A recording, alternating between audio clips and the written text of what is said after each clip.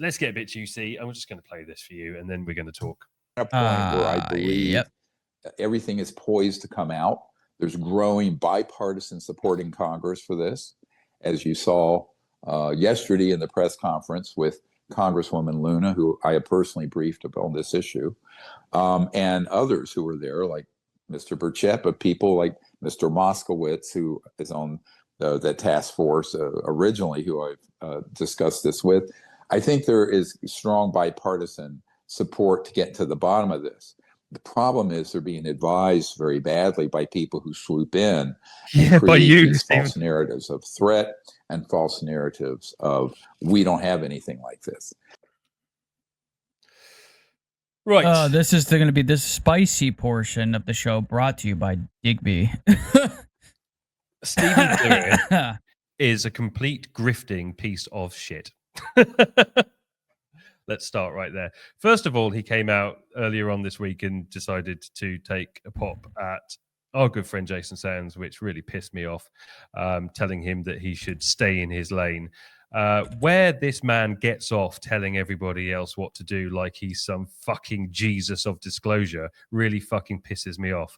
Now, Tom and I had a Zoom call with Steven Greer about 6 months ago, which we had to sign an NDA for before we were even allowed to speak to him. So for that reason, I'm not going to mention anything that was discussed in that phone call because, quite frankly, he's got more money than me and I don't want to be sued by him. But that doesn't stop me from telling you all what I personally think of this person from the way that he treated us on that call and the way that he spoke to a member of his staff during that call.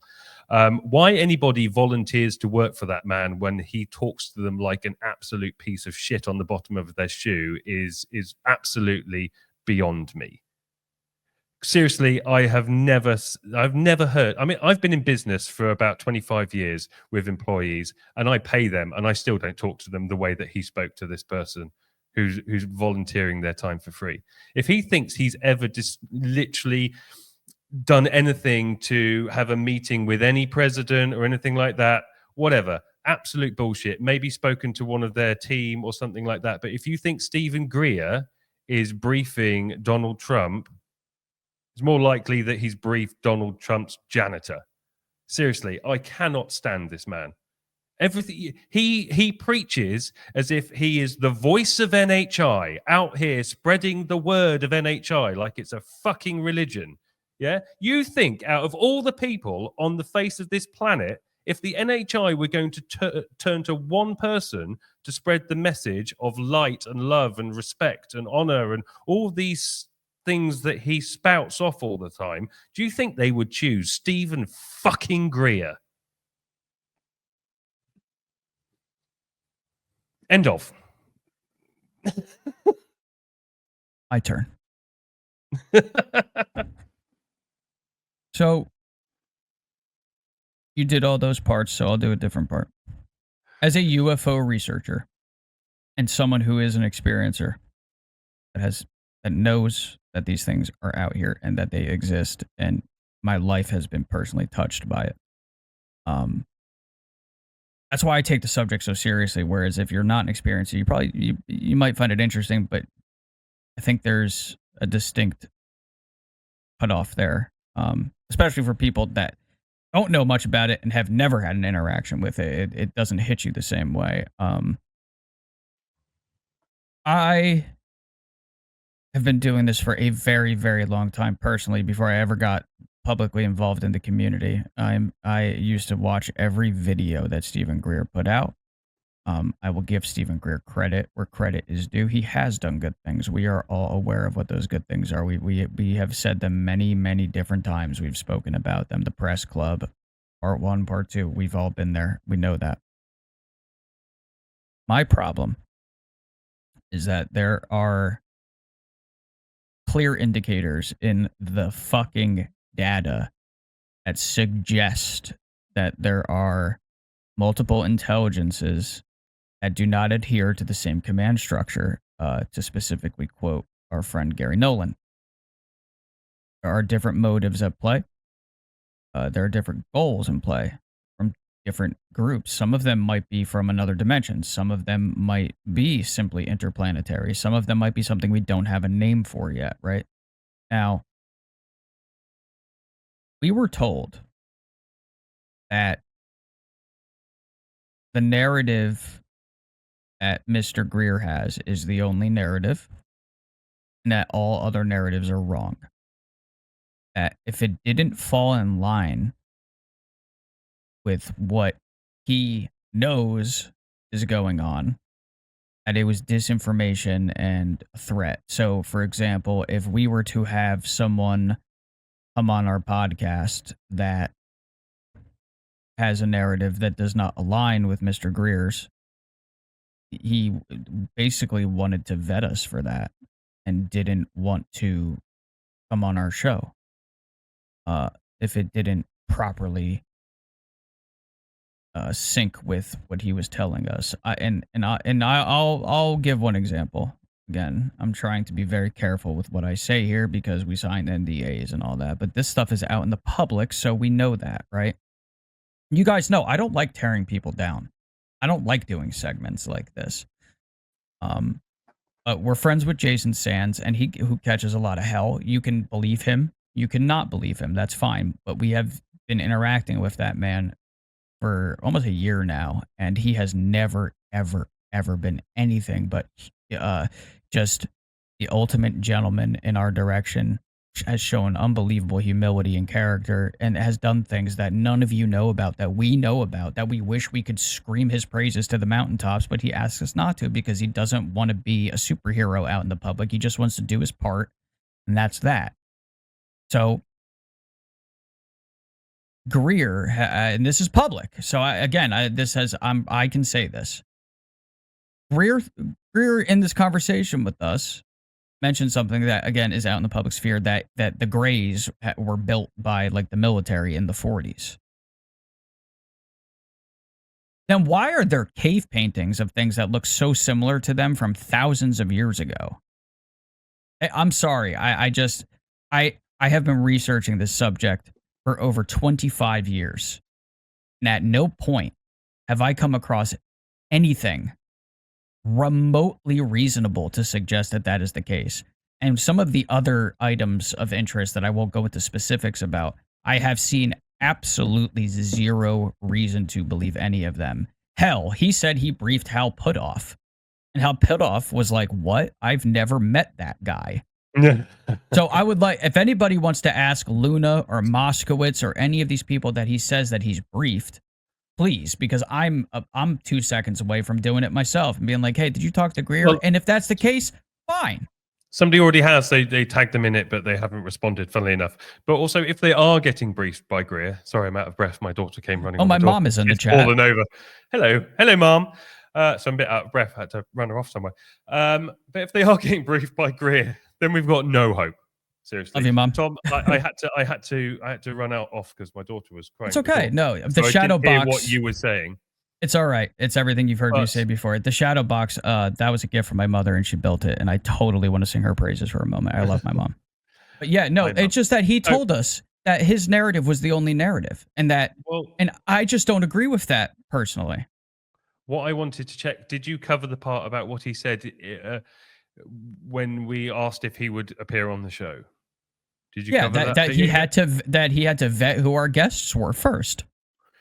Imagine being so up your own arse that you think you have the right to vet a podcast's previous guests before you will agree to go as on if their we're show. Like super famous or so. Yeah, and again, a lot of you guys know who we are, and we love you and we appreciate you. But come on, we don't have millions and millions and millions and millions of people that know who we are like Greer. And he's talking about vetting our podcast. But not just that. It's not vetting our podcast. No, it was more to do, not even just about vetting our podcast. It was like, if we had ever had a guest on that he doesn't agree with, right, he won't come on. That's right. If it doesn't align with his narrative. He also does the same thing for conferences. He won't go to a conference if somebody he doesn't like has been there before or there the same year. It's absolutely... There's people there. I have shared Twitter spaces with people that I don't agree with and don't necessarily love, that have even that have even done things that I probably should have shit on them for, and I still didn't. I will interview people on this show that I don't agree with. 100%. I don't know. We're just different. And again, I'm not a fan of doing these types of segments, but we felt that we had, especially Digby too, like we talked about this and we felt that we didn't think it was fair, some of the things that he was saying about Jay, because Jay is our friend. And when we spoke to him, again, I'm trying to be very careful here. I have it recorded, by the way. I'll say that. It's not public, but I recorded it. And so if there's any issue of if it ever comes to the point where like I have to back this up, trust and believe that I can. It's on my hard drive and everything that we're saying is true. I didn't like the way that he was speaking to his very, very, very sweet and lovely. I wouldn't have confirmed that if I was you, Tom. I don't give a shit. He's never going to see this. He doesn't care about us. We're just the little people, remember? How does he know that's true, too? I could just be lying. Absolutely. And I'll be very vague. I didn't like the way he was talking to someone associated with him on that call. And I felt that he lied about something on that call that we very clearly saw. And also, I didn't like the fact that for what we were going to be doing for him, why did I freeze? I'm glad you've seen that you've frozen too, because your face in the freeze was hilarious. Yeah, something's chugging. Is it going? Oh, and he caught up. Are you back with us now, Tom? Yeah, I think I'm here. A little bit of late. Greer's tech guys trying to hack into the back end of our show. I don't know what that was. That was very strange. Yeah, bro eyes. Mom say that's an inside joke from the family. Yeah. So, okay. There was a statement that he made in our direction as far as requirements for what we were going to be helping him with. And it had to do with the level of our intelligence. I don't think I was too intelligent enough to be working with Mr. Greer. And you and I had to basically keep ourselves from laughing our asses off at what he said to us there. What IQ level was it he said we had to be able to work? It was like at least 120 or 130 or whatever, which it's like, first of all, we're not going to go into our intelligence quotients live on air because it's just a cocky, stupid thing to do. And I don't like doing that. I've been asked that before. Who does it though? I'm not comfortable just like announcing like my intelligence. I've taken an IQ test. It comes off the wrong way. My problem with it is that you are applying this grand level of intelligence as a requirement for essentially like a digital bookkeeping library job, and not even talking about the fact that we can just run your shit through AI and just get it done. And then you're not paying us for it. We're not all we wanted in exchange for what we were going to do was for him to just appear on the show. And it would have been hours and hours and hours of our time doing this. And yet, in the midst of that, we still didn't get a definitive answer as far as he would appear on the show. He wanted us to do all this work, then he wasn't going to pay us, which, whatever, but then he still won't give us an answer on if he wanted to or would come on the show, and then he still had to check and see who our guests were and see if it aligned with his narrative. It's just like, dude, it's like, look, I understand, yeah, you're real famous and whatnot, and we're not, but I don't care. You're still just a person in my eyes, and you're not special. I'm not special, okay? We're just people, and I'm not going to be treated like that. That's why as soon as he got off that call, I messaged you in the background when we were still with his representative, and I said, I want nothing to do with this whatsoever, ever. Do you know what I didn't appreciate the most? His nipples.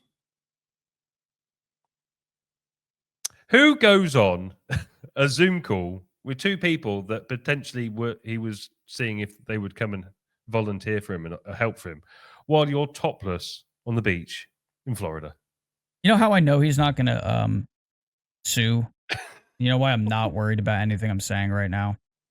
Because it's all because true? I've already said this shit like 20 times in Twitter Spaces. I've done it already.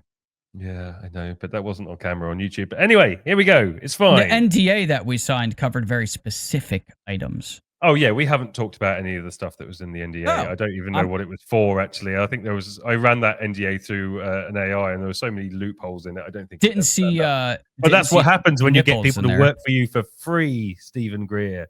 You know, people's time is worth money, and apparently you just like keeping all the money for yourself. How big's your house? Sorry. Anyway, I'm done with Steven Greer. In case you haven't figured out, I think Steven Greer is a complete fucking asshole, and I would not want nothing to do with him. For a guy who's so smart, too, because he really is. Stop swearing before I make no money off this episode really. on YouTube. Let's move on.